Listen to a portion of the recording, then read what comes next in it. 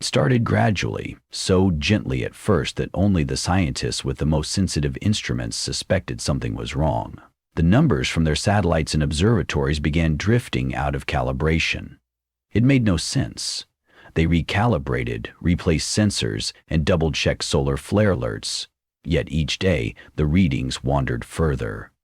Earth's magnetic field was weakening, draining away like a slow leak in a tire no one knew how to patch. The earliest warnings never made it to the general population. Experts on geophysics and solar radiation convened hush-hush meetings. In uncertain voices, they whispered about anomalies in the core. They proposed theories of molten iron shifting unpredictably, but an undeniable truth lurked beneath it all. Whatever was happening wasn't going to reverse on its own. By the time governments launched outreach campaigns to prepare communities, it was already too late. Infrastructure had grown dependent on the old reliability of Earth's magnetosphere. Now that reliability was disappearing, people joked early on about not needing compasses anymore. But soon the consequences became too severe to ignore. Satellites started to malfunction. Communications flickered in and out of existence. Plane navigation systems glitched, while pilots frantically cascaded through error codes. Shipping routes were thrown off, coordination between cities faltered, then collapsed in a patchwork of misinformation. Government channels struggled to convey instructions, but found themselves contending with a powerless swirl of rumors more than genuine communication. Ever since the year the magnetic field began its irreversible deterioration, the world was caught in an invisible vice. Rerouting cables and tenuous new protocols tried to maintain digital life, but leaks in data became unstoppable. The overall digital ecosystem corroded faster than anyone had thought possible. That invisible cosmic barrier, once a shield, was letting in blasts of radiation that turned modern electronics into sputtering relics. The hum of technology that once united the planet went quiet, replaced by static-laced uncertainty. Among the crumbling networks walked a man named Raphael. He had been a middle management drone working for a digital mapping startup. 3 months earlier, he had used his old credentials to arrow through the chaos at his office building. The automated security gates refused to open for him, glitching in the meltdown. He managed to climb through a shattered window in the parking garage. Inside, he found only silence and shadow. Far from the convenient glass-walled co-working ideal it used to be, the building's floors were littered with abandoned laptops and notebooks. The last overhead lights hummed with failing power. Raphael had come seeking any remnant of salvageable equipment, but everything more advanced than a mechanical pencil was burnt out from solar storms or shorted circuits. He realized that without stable power grids or general electromagnetic protection, the entire advanced software project he worked on was little more than a dead script, scrawled in some now inaccessible cloud server. In a fit of frustration and remembrance, he pocketed a battered smartphone and left the building forever. The road network slackened as public transport, reliant on advanced sensors and integrated electronics, fell into disarray. Most cars wouldn't even start. They were more computer than vehicle. Society's dependence on navigation devices backfired. All of it was so intimately tied to satellites that were no longer operational. Scrambling for a fallback, local governments tried to reinvent old broadcast technology or refloor emergency lines. But anything with delicate circuitry risked catastrophic failure. If not now, soon. The same bursts that were crippling satellites struck ground-based systems as well. Panic set in once people realized this was not a short-lived phenomenon. The Earth did not simply lose its magnetic field overnight. It unraveled. And that unraveling took society's illusions of permanence with it. The lacework of modern-day existence parted thread by fragile thread. Grid stations went offline. Hospitals lost critical life support machines. The internet sputtered and vanished in pockets. People found themselves in the crosshairs of a rapidly collapsing world. Raphael made his way north, where rumors circulated about pockets of farmland and simpler communities that had turned to older methods of living, places that might have a chance of enduring. Battery-powered radios were still functioning sporadically, and the rumor was that near the old farmland valleys, a group of researchers from the University of Colorado had devised some magnetically insulated greenhouses powered by pre-transistor technologies, so the rumor said anyway. On the dusty highways, bicycles overtook the old motor vehicles. People pedaled in pairs or small caravans, hoping for a flicker of safety, or at least a day's worth of food. The journey was sobering. Mile after mile of rusted trucks, broken drones, and billboards advertising 5G networks that no longer existed. In a single year, Earth had soared backward 10 decades in technological capability, if not more. One evening, after hours of pedaling around scattered wreckage, Raphael found a settlement of survivors beneath a dim, reddening sky. The place was no more than a cluster of prefabricated houses, ringed by scrap metal fences. It lay in the lee of a withered orchard. Even in the failing twilight, the orchard's twisted branches looked like arthritic fingers clawing at the horizon. He approached cautiously, calling out in a hoarse voice to announce himself. Someone slid open a partition in the fence. Behind it was an older woman with piercing eyes set over deep worry lines. She introduced herself as Veronica, caretaker of this settlement. Raphael explained he had no weapons and only meager supplies, a canteen of water, a half-emptied bag of dried fruit, and a deep longing to find safety. Veronica allowed him inside, motioning for him to keep close and stay quiet. Over the next days, Raphael learned how Veronica's group functioned. There was barely any electricity. A single old-fashioned windmill turned in the orchard, generating enough mechanical energy to power an archaic pump for well water. The settlement used candles and campfires for light. They had rigged up bikes to create small dynamos for basic lighting in the evenings, but that was the limit. A few people had tried hooking up lead-acid batteries to store charge, but every single battery had shorted out from torrential electromagnetic pulses that hammered the region intermittently. Veronica's background was in farming before the collapse, and she was determined to feed her settlement. She taught everyone to cultivate rows of root vegetables which needed minimal sunlight to thrive. In the greenhouse they had tomatoes and peppers, all grown in thick, lead-laced glass enclosures to buffer them from the storms of radiation. The group strove for self-sufficiency, but still relied on scavenging missions. Occasionally, they'd salvage scrap from abandoned facilities that hadn't yet been looted. There was talk of heading deeper into the farmland to locate the rumored magnetically insulated labs, though no one knew if they existed or if they were but another ephemeral rumor. During these days, Raphael found a sense of aching camaraderie in the settlement. The end of modern technology had stripped away illusions. Most people who had survived did so by forging new social structures that repeated old models. Small communities reliant on mutual labor. Individuals who had once thrived behind desks now found themselves needing to learn how to thresh wheat, grind flour, or maintain livestock. The settlement was no paradise. Tension abounded. At night, rumors circulated of roving bandits who raided outlying areas, seeking scarce resources. Mornings were spent checking the orchard perimeter for signs of attempted break-ins.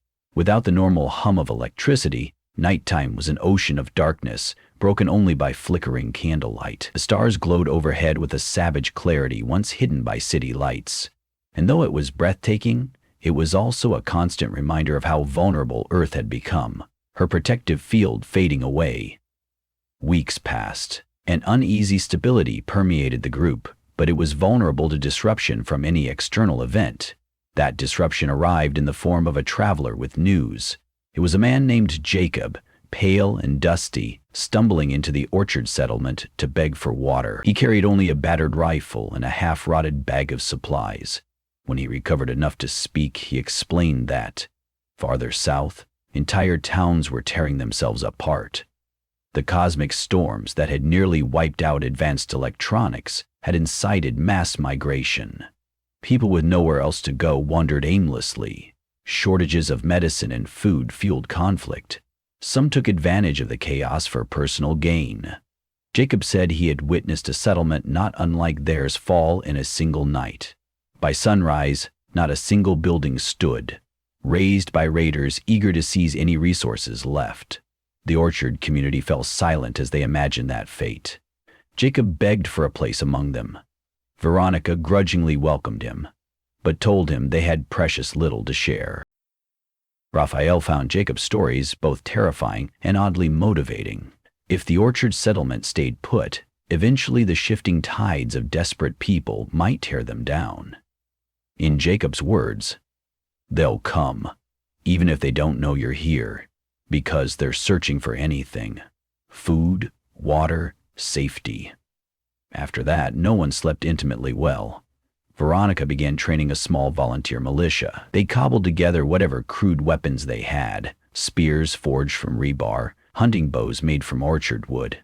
Firearms had become as rare as fresh fruit, and bullets scarcer still. It was a meager defense. They all knew it, but they had no better option. Finally, tired of living on the cusp of fear, Raphael decided to pursue the rumor of the university labs that supposedly sheltered a working greenhouse network. Veronica hesitated, but she couldn't provide a long-term plan for her settlement beyond daily survival. Privately, she admitted to Raphael that when the next wave of bandits hit, or if the orchard's well water got contaminated, they would be done for. "If you think you can find a safe haven," she whispered, "maybe we can all have a chance." She handed him a small packet of seeds and half a loaf of bread. They were meager gifts, but in those times they stood out as gestures of profound generosity. Early the next morning, Raphael woke before sunrise. Jacob, who had been listening in, volunteered to join him. Together they prepared a minimal load of supplies: 3 bikes, some dried vegetables, canteens, and the seeds. The orchard group had no more to spare. The 2 men set off. The first day on the road was long and dusty. They saw overturned trucks with shattered windshields and empty gas tanks. Now and then they passed a few wandering souls, exhausted and hungry, too desperate for violence or subterfuge.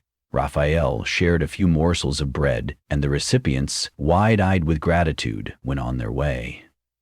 That night, beneath the glittering onslaught of stars, they pitched a small tarp near a creek.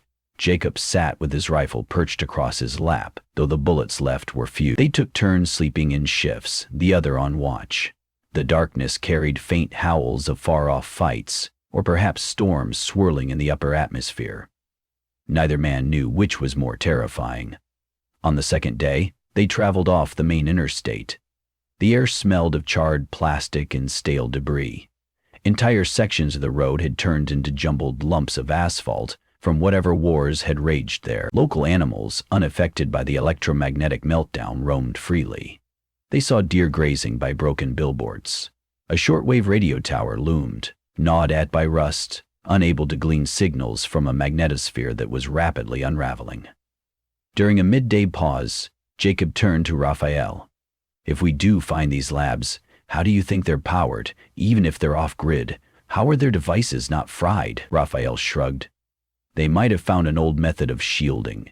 Or they're using analog devices powered by steam or water turbines. Perhaps they rely on minimal computer systems packed in thick lead. I don't know, but we have to try." They pressed on. Near dusk they spotted what looked like a serious barrier, a makeshift fortress built from piled cars and twisted rebar.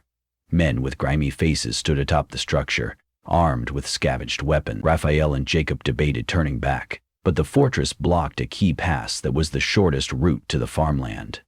Rather than attempt to slip around in the dark, they ventured closer, dismounting to show they were travelers without threatening intentions. The men barked questions at them. Jacob said they were heading to farmland rumored to have safe enclaves.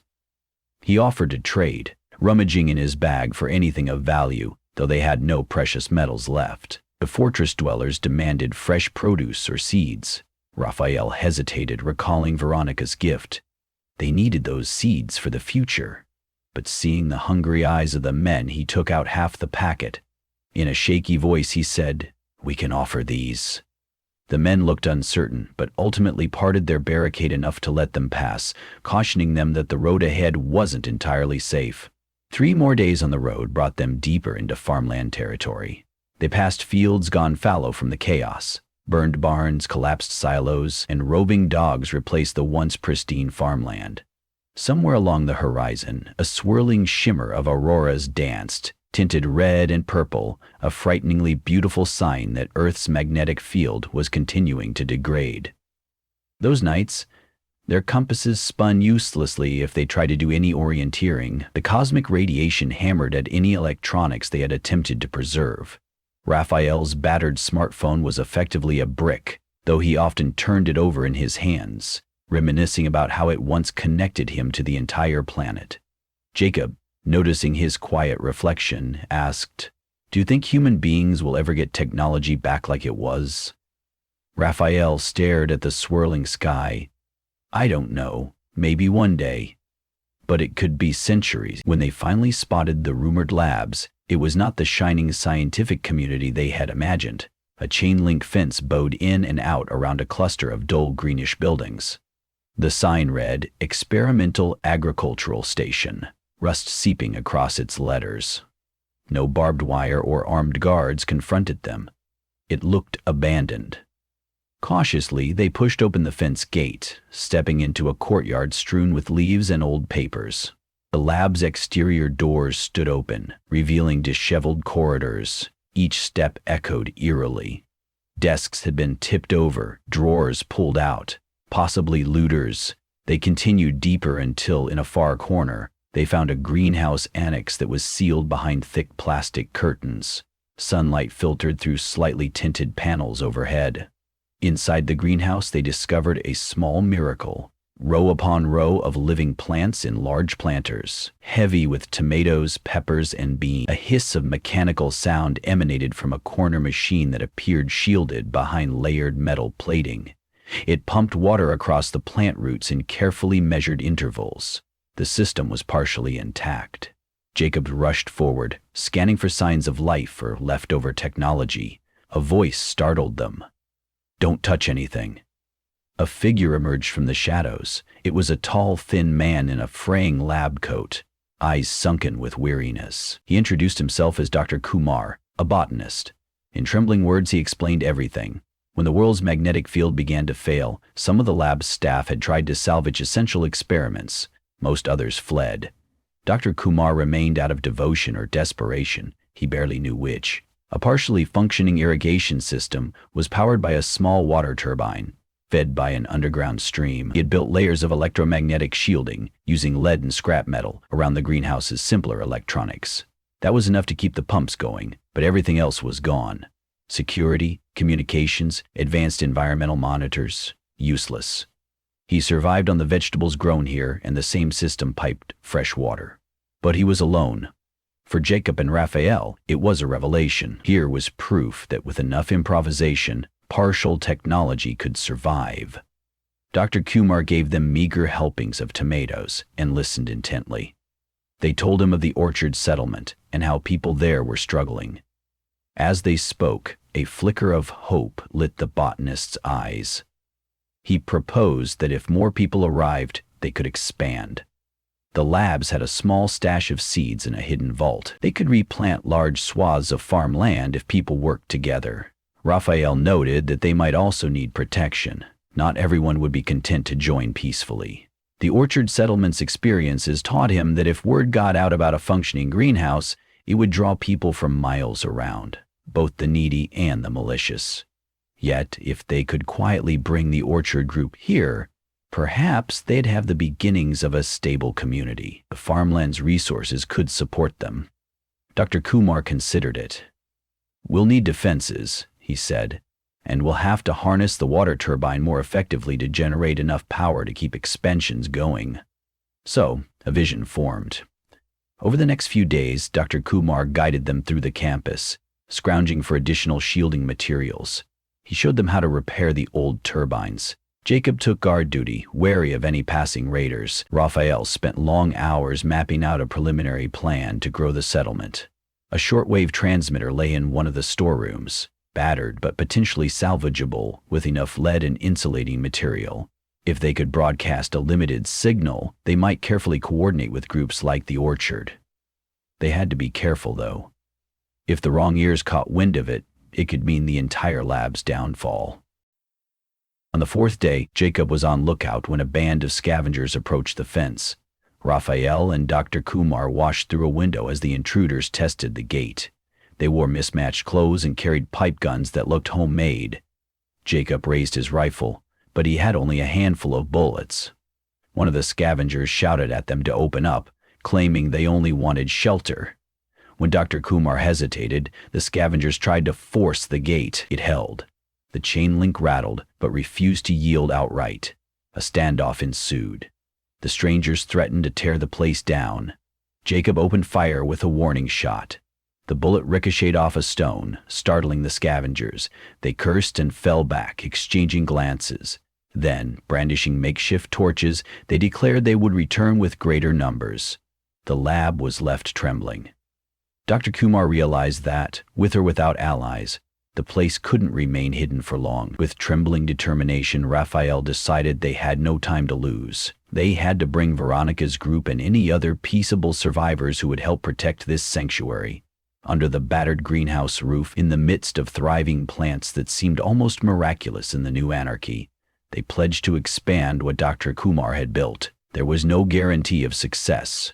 The Earth's field continued weakening, bringing new cosmic storms that could fry any unprotected circuits. The farmland region was only partially shielded by the lab's improvised defenses.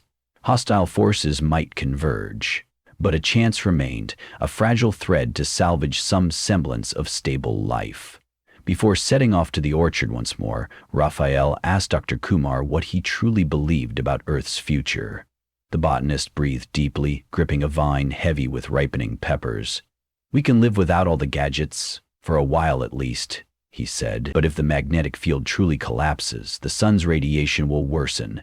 We might see bigger storms, maybe new diseases triggered by cosmic rays, ecosystem shifts, who knows? But humans are resilient, will adapt if we have a safe place, if we keep enough knowledge to shield ourselves. This greenhouse is proof it can be done on a small scale. We just need enough unity to scale it up, to hold on." Raphael nodded, steeling himself for the road ahead.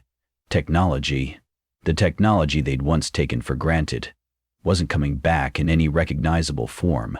The powerful servers, GPS networks, modern medicine reliant on sensitive equipment, virtually all of it had been gutted by magnetic chaos.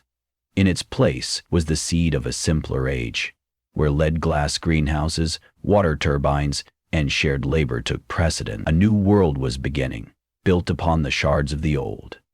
That night, as he leaned against the greenhouse's metal plating, listening to the rhythmic hiss of the irrigation system, he felt something he had barely dared to feel in months. Hope. But hope would not be enough on its own. In the morning, Raphael and Jacob readied to leave. Dr. Kumar presented them with seeds in sealed canisters, plus an updated plan for how to replicate the shielding around smaller greenhouses. The scheme looked complicated, but feasible if people had enough scrap metal and the will to do it. Jacob carefully placed the canisters in his backpack. As they pushed their bikes back through the battered gates, Dr. Kumar told them he would hold out as long as he could. With luck, they'd return soon with reinforcements. Crossing the farmland once more, the two travelers felt a shift in the wind, a sensation of possibility. They still feared roving raiders and cosmic storms that might destroy everything, but at least they had a destination, a cause. Each pedal stroke reminded Raphael of simpler times, before technology overshadowed the human spirit. The orchard settlement would be the first ally to join them, if they could persuade Raphael that there was a future worth fighting for. Then, perhaps, they would gather more survivors. Word might spread of an experimental station that offered a bulwark against the savage new environment. It would require grit, sweat, and time. They could fail, many would likely be lost along the way, and the cosmic storms weren't finished. Yet, in that moment, riding side by side through rusted farmland fences and under a sky streaked with auroras, they believed that something stronger could be forged out of the wreckage. Behind them, in the greenhouse, Dr. Kumar gently propped up the vines. He took readings from his manual dials, adjusting the hidden turbine's pressure. A scrawny cat meandered by, weaving between the planters. Outside, the intangible cosmic winds buffeted the earth, peeling away layers of magnetic protection that had always been taken for granted. Lights flickered on and off in the battered irrigation machine, at times threatening total collapse, but always sputtering back. A hush pervaded the rest of the facility, broken only by the soft drip of water. In the cosmic sense, It was a fragile fortress. Yet it was also a place where new seeds could grow, both literally and symbolically. Surrounded by that tenuous hope, Dr. Kumar braced himself for the trials ahead, determined that when Raphael and others returned, they would not find a ruin, but a living testament to humanity's ability to adapt. Far from the inert hush of dead technology, they were writing the opening lines of an uncertain new age. And so, with each green shoot and flicker of battered machinery, they carried on, forging hope in a world bereft of the electromagnetic shield that once so silently sustained it.